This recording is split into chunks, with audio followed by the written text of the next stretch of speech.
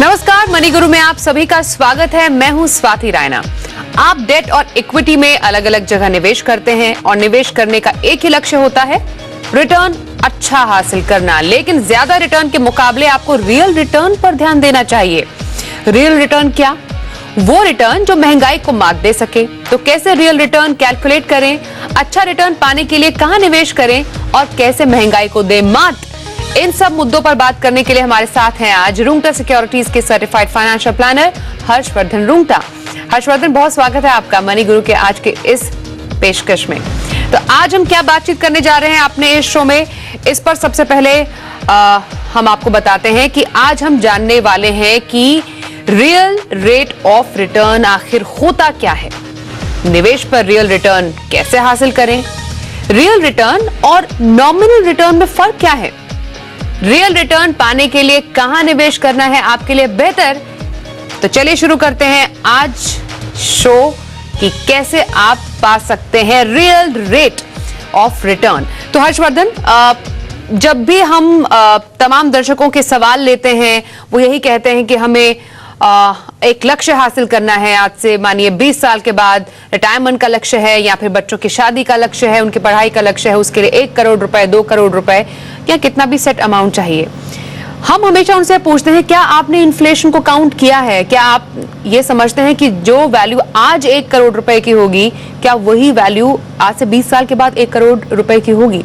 तो यही हमने सोचा कि इस पर आपसे चर्चा की जाए कि आखिरकार रियल रेट ऑफ रिटर्न होता क्या है, हम क्या समझे, कैसे कहें कि रियल रेट ऑफ रिटर्न होता क्या है। स्वाति, अगर हम बात कर रहे हैं लेमैन लैंग्वेज में, हम ज्यादा इसे कॉम्प्लिकेट नहीं करेंगे, एक सिंपल वर्ड्स में आप ये समझिए कि एक इंसान है जिन्होंने अपने पैसे डिपॉजिट किए हैं, एक इन्वेस्टमेंट किए हैं जो 100 रुपए है उदाहरण के तौर पे। अगर आपने 100 रुपए कहीं डिपॉजिट किए हैं या इन्वेस्टमेंट किया है, 1 साल बाद आपको उस पे 10% का करीबन अगर रिटर्न मिला, तो मान लीजिए आपके हाथ में आता है 110 रुपए। यही पैसे आपने कई खर्चों की अगर हम बात करें, तो जो चीज आप 100 रुपए में आज खरीद पाते थे, अगर 1 साल बाद वो चीज 108 रुपए की हो जाती है और आपने जो 100 रुपए जमा किए थे वो बन गए 110 रुपए।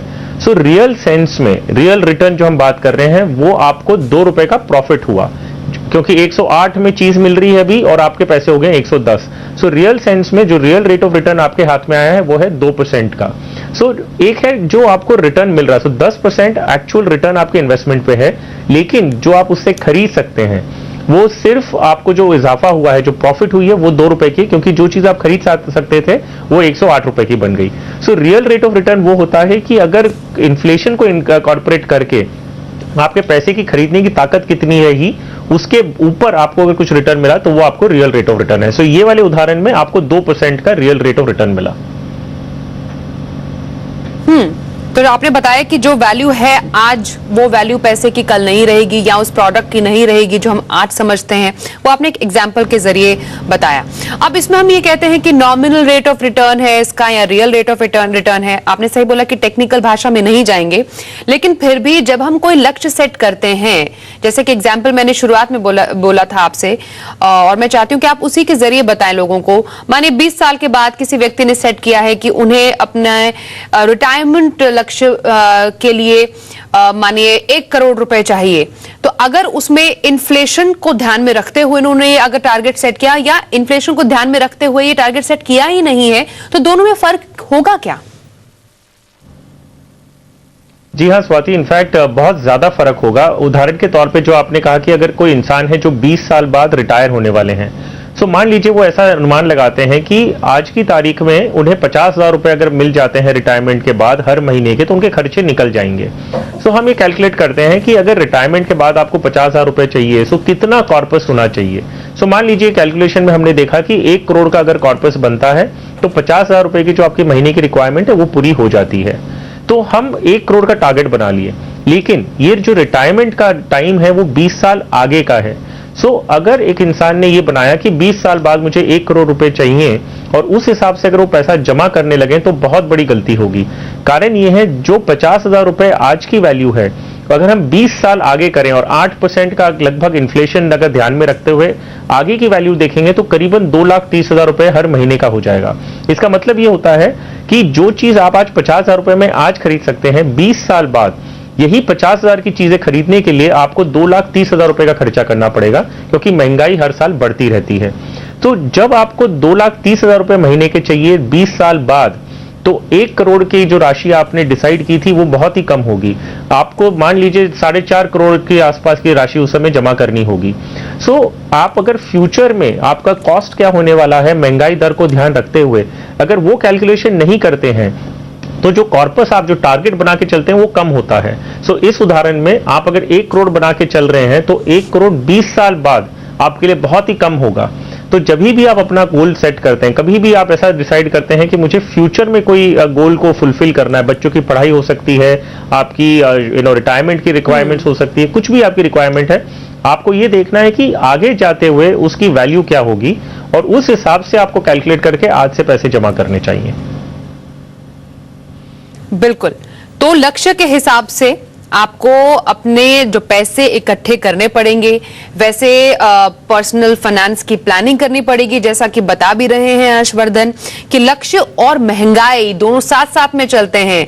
मतलब आपका लक्ष्य अगर 20 साल के बाद है तो महंगाई भी उस हिसाब से बढ़ी है, तो आपके लक्ष्य के हिसाब से जो आपको पैसों की जरूरत है उसकी वैल्यू आज के मुकाबले आज से 20 साल के बाद बिल्कुल अलग होगी। और हमें तो पता है महंगाई बढ़ती ही जा रही है, जिसके तहत आपको अपना ये जो फाइनेंशियल प्लानिंग है उसको सेट करना पड़ेगा। अब सवाल आता है, अब एक नॉर्मल जो व्यक्ति है, जो हमें लोग देख रहे हैं इस वक्त अपना पर्सनल फाइनेंसिंग जो करते हैं, उनके लिए कितना आसान है, कितना मुश्किल है इसको कैलकुलेट करना? अगर मैं आपसे पूछूं कि कौन से दर के हिसाब से अभी दर क्या चल रही है उसके मुताबिक कैसे कैलकुलेट करके, इन्फ्लेशन कैलकुलेट करके अपना ये पूरा जो फाइनेंशियल प्लानिंग उसको किया जाए, तो ये पूरा कैलकुलेशन होता कैसे है? इसमें देखिए अलग अलग आपके पास स्टैटिस्टिक्स हैं। अगर हम सरकार की सीपीआई का अगर खाली डेटा देखें, तो कंज्यूमर प्राइस इंडेक्स है, जुलाई 2019 के जो परसेंटेज है वो करीबन 4.25% के आसपास, 4.24 के आसपास उनका जुलाई का सीपीआई रेट रहा है। लेकिन अगर हम रियल लाइफ में देखें, हमारी प्रैक्टिकल लाइफ में अगर हम देखते हैं, तो जो ये इन्फ्लेशन का जो परसेंटेज है ये 4.25 से तो कई ज्यादा है। सो इवेंचुअली हम देखेंगे तो जो हमें असर करता है ना, वो रेट ऑफ इन्फ्लेशन जो है वो काफी ज्यादा होता है। अगर हम छोटे छोटे टुकड़ों में देखें कि अगर हम मेडिकल का इन्फ्लेशन देखें, जो हमें हमारी हेल्थ रिलेटेड इश्यूज के लिए हम जो कंसल्टेशन करते हैं, डॉक्टर की फीस है, हॉस्पिटल के चार्जेस हैं, ये हर साल करीबन 15 से 20% बढ़ता है। एजुकेशन का अगर हम देखें तो करीबन 15% आसपास हम देखेंगे कि 10 से 15% हर साल का खर्चा बढ़ता है। सो अगर हम एक एवरेज रेट ऑफ रिटर्न भी देखें तो 4% से तो कई ज्यादा हमारा खर्चा हर साल का बढ़ता है। तो अगर हम सरकार के आंकड़ों के बेसिस पे अगर हमने 4.25 या 5% के हिसाब से इन्फ्लेशन देखा, तो आगे जाते हुए शायद हमारे लिए बहुत मुश्किल हो सकती है। एक एवरेज पॉइंट ऑफ व्यू से अगर हम देखें तो करीबन 8% अगर आप इन्फ्लेशन कंसिडर करते हैं तो वो अच्छा है। मतलब अगर आपके खर्चे उससे कम बढ़े हैं तो ठीक है, कोई हर्ज नहीं, आपके पास सफिशिएंट कॉर्पस रहेगा। अगर इन्फ्लेशन उससे ज्यादा एक्चुअली रहा है तब आपकी दिक्कत होगी। लेकिन 8% का अनुमान लगा के आप अपने फ्यूचर वैल्यू निकाल सकते हैं, और उस फ्यूचर वैल्यू के बेसिस पे आप एक बैकवर्ड कैलकुलेशन करते हैं, ये देखते हुए कि अगर मुझे 20 साल बाद अगर 4 करोड़ या 4.5 करोड़ रुपए इकट्ठा करना है तो आज की तारीख से मुझे कितना जमा करना चाहिए। सो ये एक एक पैरामीटर बन जाता है, एक तरीका बन जाता है जिससे आप शुरू कर सकते हैं। सो लेमैन लैंग्वेज के जैसे आपने पूछा, अलग अलग असर होता है हमारी लाइफ में, लेकिन एक एवरेज आप 8% अगर लेके चलते हैं तो आई थिंक आप सेफ हैं, और उतना अनुमान लगा के आगे बढ़ना फॉर द मोमेंट बहुत ही लॉजिकल लग रहा है। ओके, तो महंगाई कैसे कैलकुलेट करें, रिटर्न का रियल फॉर्मूला कैसे कैलकुलेट करके आपको अपना जो प्लानिंग है वो आगे करनी चाहिए फाइनेंस की, वो हम समझ रहे हैं। एक सवाल भी ले लेते हैं जो हमारे पास एक दर्शक आ रहा है मथुरा से। लव रुहेला हमें सवाल पूछ रहे हैं हर्षवर्धन। ये कह रहे हैं कि इनकी मासिक आय 44,000 रुपए है और एनपीएस में 9,000 प्रति महीना इनका निवेश है। एबीएसएल टैक्स रिलीफ 96 फंड में 1,000 रुपए के एसआईपी करते हैं। बच्चों की पढ़ाई के लिए अब जो इनके लक्ष्य है वो इस तरह है, 18 साल बाद 50 लाख रुपए चाहिए, 24 से 25 साल के बाद बच्चों की शादी करनी है तो उसके लिए 50 लाख का कॉर्पस इकट्ठा करना है और 32 साल के बाद इनके अपने रिटायरमेंट के लिए इन्हें 5 करोड़ रुपए चाहिए। अब जो हम यही बात कर रहे थे कि इनका जो मौजूदा निवेश है जो ये कर रहे हैं, कीपिंग इन माइंड इन्फ्लेशन, महंगाई को ध्यान में रखते हुए क्या इन्होंने अपना ये टारगेट सेट किया है कि नहीं किया? हाँ, सो अगर स्वाति हम इनके गोल्स की बात करें, सो इन्होंने बताया कि 50 लाख इन्हें 18 साल बाद, 50 लाख 24 से 25 साल बाद और 5 करोड़ रिटायरमेंट के लिए 32 साल बाद चाहिए।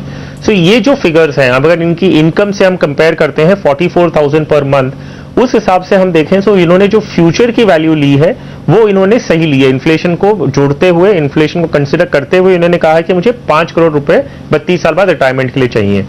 अब सबसे बड़ी जो इशू एक्चुअली है वो ये है कि इनकी आमदनी जो सालाना है वो है 44,000, 10,000 रुपए आज की तारीख में जमा कर रहे हैं। ये एक रीजनेबल रेशियो है। अगर कोई भी इंसान जितना कमाता है उसका हम समझते हैं अगर 20% बचा रहा है तो उतना रीजनेबल है, क्योंकि बाकी घर खर्च के भी जो रिक्वायरमेंट्स होती है उसमें बचता इतना शायद नहीं बचे।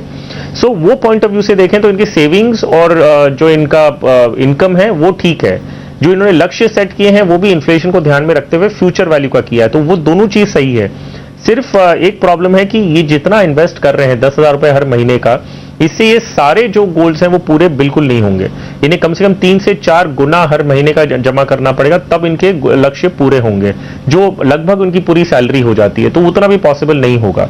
अब इसमें ऐसी सिचुएशन में क्या होता है कि आपने अपना गोल भी रियलिस्टिक सेट किया है और आपकी इनकम जो है उसका सेविंग्स भी आप सही मात्रा में कर रहे हैं, तो अब क्या करें, फिर भी हमारा गोल पूरा नहीं हो रहा। तो अब इस चक्कर में इन्हें क्या करना होगा कि इन्हें अपने गोल्स को प्रायोरिटाइज करना होगा कि सारे गोल्स फुलफिल नहीं हो सकते। तो अब इसमें से कौन से ऐसे गोल्स हैं जो मैं कम करूं, जो मैं एक बार के लिए उसे डिलीट कर दूं कि मैं कर नहीं सकता। तो अगर हम इन 3 गोल्स में देखते हैं तो एक है इनके पढ़ाई का गोल। तो पढ़ाई तो डेफिनेटली आपको तैयारी करनी है, क्योंकि आप नहीं चाहेंगे कि आपके बच्चों को पढ़ाई करने के लिए पैसे ना हो, तो ये आप डिलीट नहीं कर सकते। इसे डेफिनेटली मॉडरेट कर सकते हैं। अगर आपको ऐसे लगता है कि मैं ओवरसीज भेजना चाहता था लेकिन नहीं भेज सकता, विच इज फाइन, आप डोमेस्टिक इंडिया में ही अच्छी पढ़ाई भी करवा सकते हैं, या एजुकेशन लोन लेके या बच्चों को इंकरेज कर सकते हैं कि बाद में जब वो कमाने लगे तो अपना लोन खुद भरें। बच्चों की शादी के हिसाब से जो 50 लाख कर रहे थे, ये डेफिनेटली आप उसे अपने ड्रॉप कर सकते हैं फॉर द मोमेंट, क्योंकि आपके पास पूरा लक्ष्य करने के जितना अवेलेबिलिटी नहीं है। तो ये ऐसा लक्ष्य है या ऐसा गोल है जो आप अपने फॉर द मोमेंट ड्रॉप कर दीजिए और देखिए कोई इजी या कोई कोर्ट मैरिज या ऐसा कोई कम खर्चे में शादी हो जाए, वो आप प्रोविजन नहीं कर सकते हैं। रिटायरमेंट ऑफ कोर्स आप ड्रॉप नहीं कर सकते, क्योंकि रिटायरमेंट एक ऐसा फेज है जब आपकी इनकम नहीं होने वाली और आपको खर्चे चाहिए। सो ऐसे आप प्रायोरिटाइज करें, रिड्यूस करें अपने गोल को थोड़ा रियलिस्टिक लेवल पे लाते हुए। आप ओवरसीज पढ़ाई की नहीं, इंडिया की पढ़ाई की सोचिए, शादी एक एक्स्ट्रा वैगन शादी नहीं, छोटे लेवल में शादी करने की सोच सकते हैं। तो इस तरह से आपको मॉडरेट करना होगा। और जो ये अब हम प्रोडक्ट पे आते हैं कि जो स्कीम्स जो इन्होंने इन्वेस्ट कर रखी है, तो एनपीएस एक है ऑप्शन, दूसरा इन्होंने एक ही फंड ले रखा है जो टैक्स रिलीफ है। कोई भी अगर इससे ज्यादा अमाउंट अगर वो इन्वेस्ट कर सकते हैं तो मेरे सुझाव ये रहेगा, क्योंकि सारे गोल्स इनके 15-18 साल के बाद हैं, तो इक्विटीज का जरिया लें ताकि कम पैसों से ज्यादा कॉर्पस इकट्ठा करने की उम्मीद बन जाती है। ओके, तो हमारे एक्सपर्ट की सलाह यह है कि थोड़ा रियलिस्टिक आपको अपने गोल को करने की जरूरत है। बहुत लैविश ना होकर अगर आप उसको थोड़ा सामान्य तरीके से भी कर सकते हैं तो हाँ, अपने इस गोल की तरफ अपनी इस फाइनेंशियल प्लानिंग के जरिए जरूर पहुंच सकते हैं। एक छोटी सी ब्रेक के लिए रुकते हैं, ब्रेक के बाद फिर से लौटते हैं। हम आपको बता दें कि फेसबुक पर भी हम लाइव हैं, थोड़ी देर में लौटते हैं, कुछ और सवालों के जवाब देंगे और बात करेंगे कि कैसे आप ले सकते हैं, पा सकते हैं रियल रेट ऑफ रिटर्न। छोटे से ब्रेक के बाद आते हैं, देखते रहिए मनी गुरु।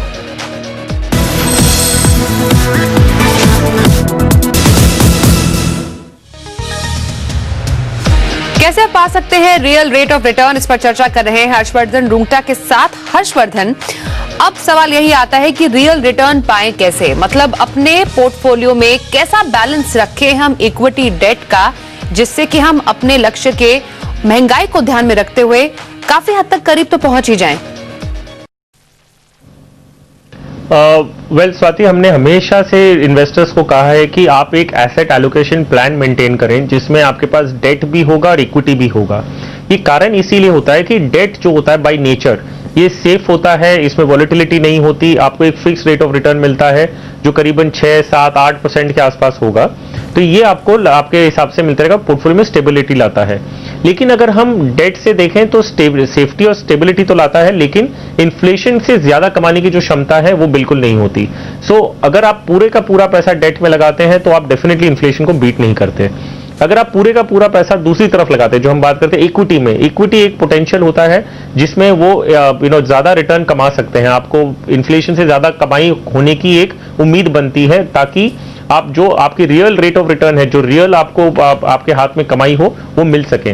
लेकिन हम पूरे का पूरा पैसा भी इक्विटी में नहीं लगा सकते क्योंकि इक्विटी वॉलेटाइल होता है, उसमें रिस्क होता है, उसमें कैपिटल खोने का भी डर लगता है, हो सकता है अगर आपने ठीक से इन्वेस्ट नहीं किया है तो इसी के लिए हम कहते हैं कि कॉम्बिनेशन बनाइए। तो अगर आप उदाहरण के तौर पे अगर आप 50-50 का कॉम्बिनेशन बनाते हैं, आपको महीने के 10,000 रुपए जमा करने हैं, आप आधे पैसे डेट में लगा दें जिसमें आपको 7 या 8% के आसपास रिटर्न मिल रहा हो, और आधे पैसे आप इक्विटी में लगाएं जो आपको मान लीजिए 12 से 15% कमा के देता है।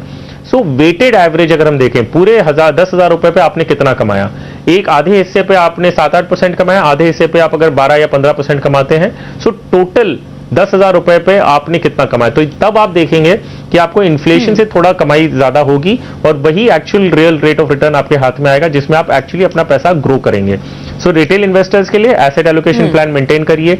जरूरी नहीं है आपको 50-50 करना, ये एक उदाहरण दिया मैंने, आप 80-20 कर सकते हैं जहां आप कंफर्टेबल हैं, जैसे आपकी रिक्वायरमेंट्स हैं। सो 80% डेट में हो सकता है या 80% इक्विटी में हो सकता है, जो भी आपकी इच्छा होती है और जो आपकी रिस्क प्रोफाइल है उस बेसिस पे पैसे डिवाइड करें और डेट इक्विटी का एक कॉम्बिनेशन लेके चलें, ये ध्यान में रखते हुए कि टोटल रिटर्न मुझे दोनों एसेट से जो वेटेड एवरेज रिटर्न मेरे पोर्टफोलियो में मिले वो करीबन 10-12% के आसपास मिले, तब जाके आप रियल सेंस में कमाई कर रहे हैं।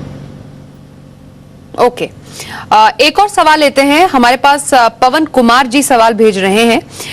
ये कह रहे हैं कि म्यूचुअल फंड में 6,000 रुपए की इनकी SIP है, अब इन्हें 25 से 30 साल के बाद अपने रिटायरमेंट के लिए 1.5 करोड़ रुपए चाहिए।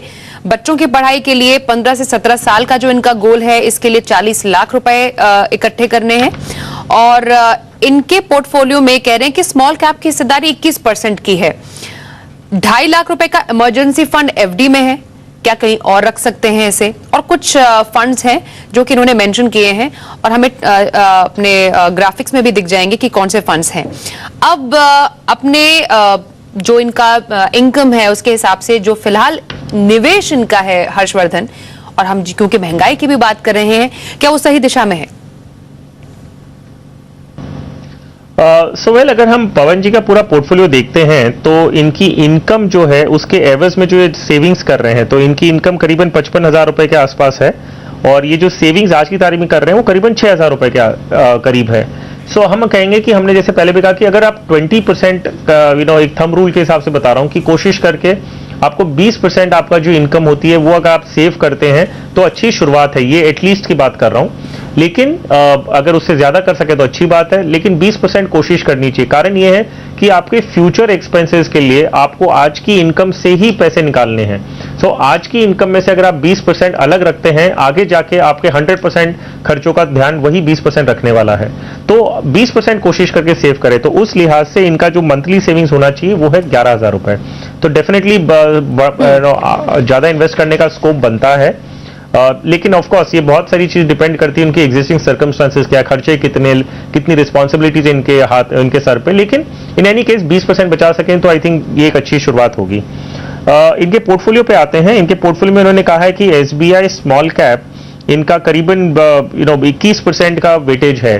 सो वेल मेरी पर्सनल सलाह ये रहती है कि आप जब भी इन्वेस्ट करें, बेशक आप स्मॉल कैप में एक्सपोजर लें, लेकिन स्मॉल कैप में अगर आप एक स्मॉल कैप फंड के जरिए एक्सपोजर लेते हैं तो फंड मैनेजर के हाथ जो होते हैं पूरे बंधे हुए होते हैं। वही उनके मैंडेट क्लियर है कि अगर किसी इन्वेस्टर ने स्मॉल कैप फंड में पैसे लगाए तो उन्हें स्मॉल कैप कंपनीज के ही शेयर्स खरीदने हैं, भले उन्हें अच्छे लगे कि नहीं लगे, लेकिन उन्हें खरीदना ही पड़ेगा। अगर यही चीज आप स्मॉल कैप में एक्सपोजर लेते हैं लेकिन एक मल्टी कैप के जरिए लेते हैं, एक मल्टी कैप फंड का जो मैंडेट होता है वो फंड मैनेजर को डिस्क्रिशन देते हैं कि आपको कहीं भी वैल्यू दिखती है, कोई भी कंपनी जो आपको अच्छी लगती है, लार्ज कैप हो, मिड कैप हो, स्मॉल कैप हो, कहीं भी आपको वैल्यू दिखता है आप वो ले सकते हैं, कोई रिस्ट्रिक्शन नहीं है कि स्मॉल कैप ही लेना है। सो ये एक बेटर तरीका है स्मॉल कैप में एक्सपोजर लेने का। तो ये मल्टी कैप फंड के जरिए अगर एक्सपोजर लेते हैं इनके लिए बेटर होगा। एसबीआई स्मॉल कैप की जगह ये एसबीआई मल्टी कैप अपने पोर्टफोलियो में जोड़ सकते हैं। ओके, पवन जी को सलाह मिल गई है अपने सवाल की। अब क्योंकि आपने कहा कि एक मिक्स होना डेट और इक्विटी का जरूरी है इन्फ्लेशन बीटिंग रिटर्न के लिए, इसमें इक्विटी का इनफैक्ट रोल मैं आपसे स्पेसिफिकली जानना चाहूंगी। इक्विटी में निवेश लॉन्ग टर्म के लिए बेहतर आप बता रहे हैं इन्फ्लेशन बीटिंग रिटर्न के लिए, और क्या स्टॉक मार्केट में भी एक स्पेसिफिक स्टॉक्स में भी रिटर्न इन्फ्लेशन बीटिंग रिटर्न मिल सकता है किसी को अगर कोई चाहे?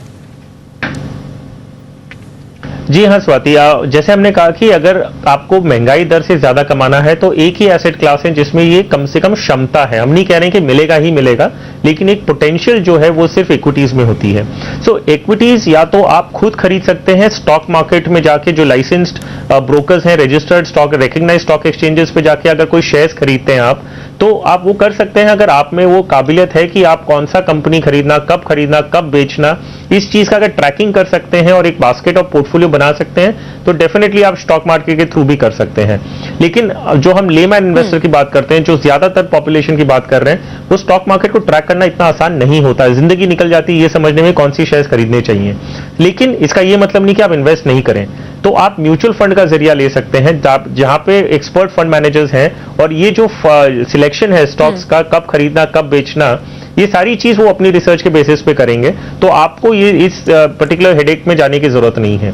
तो म्यूचुअल फंड के जरिए अगर करते हैं तो ये बहुत ज्यादा बेटर तरीका है, क्योंकि उसमें डाइवर्सिफिकेशन भी ऑटोमेटिकली मिल जाता है आपको। और ये जो दोनों सेगमेंट्स हैं, हम म्यूचुअल फंड्स की बात करें या जो स्टॉक एक्सचेंजेस की बात कर रहे हैं, ये सेबी द्वारा बहुत अच्छी तरह रेगुलेटेड है। सो ज्यादा कमाई के चक्कर में आप कोई गलत कदम ना लें, ये ज्यादा जरूरी है। आप कोई अनरिकग्नाइज्ड, अनलाइसेंस्ड चिट फंड्स या ऐसी कोई भी स्कीम में पैसे ना लगाएं जो सरकार या सेबी रिकग्नाइज नहीं करती है। ज्यादा कमाना जरूर है, लेकिन एक लाइसेंस्ड प्रोडक्ट में जाइए ताकि उसमें आपकी जो प्रोटेक्शन है वो भी आपको मिले। ओके, अब फटाफट फेसबुक पर आए कुछ सवाल हम आपसे ले लेते हैं हर्षवर्धन। इसमें एक दर्शक हमसे पूछ रहे हैं, जो फेसबुक पर हमें देख रहे हैं, कृष्ण मोहन, ये पूछ रहे हैं, ये डेट म्यूचुअल फंड में अपने पैसे डालना चाहते हैं।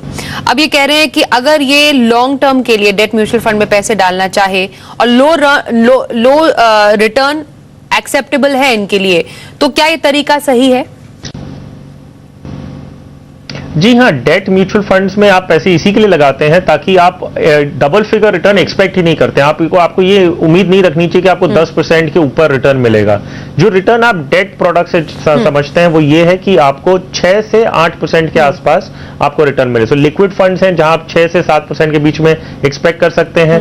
अगर जो बॉन्ड फंड्स हैं उसमें आप अलग अलग ड्यूरेशन के देखते हैं तो आप करीबन 8% आसपास एक्सपेक्ट करें, और सेफ चलें, क्योंकि डेट इन्वेस्टमेंट से आपको रिस्क लेना नहीं है। तो अगर लो रिटर्न एक्सपेक्ट कर रहे हैं तो आपके पास फिक्स डिपॉजिट ऑप्शन है और म्यूचुअल फंड्स की स्कीम्स हैं। लॉन्ग टर्म की अगर बात करें, म्यूचुअल फंड्स में थोड़ी टैक्स एफिशिएंसी ज्यादा होती है।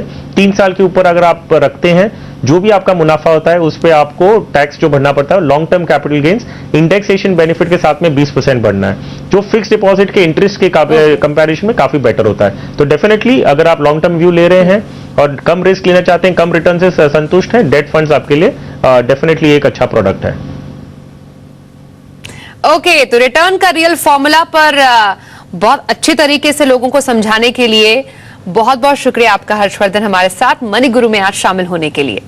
तो आज के इस एपिसोड में बस इतना ही। एक छोटे से ब्रेक के लिए यहां पर रुकेंगे, लेकिन खबरों का सिलसिला आगे भी जारी रहेगा। देखते रहिए जी बिजनेस।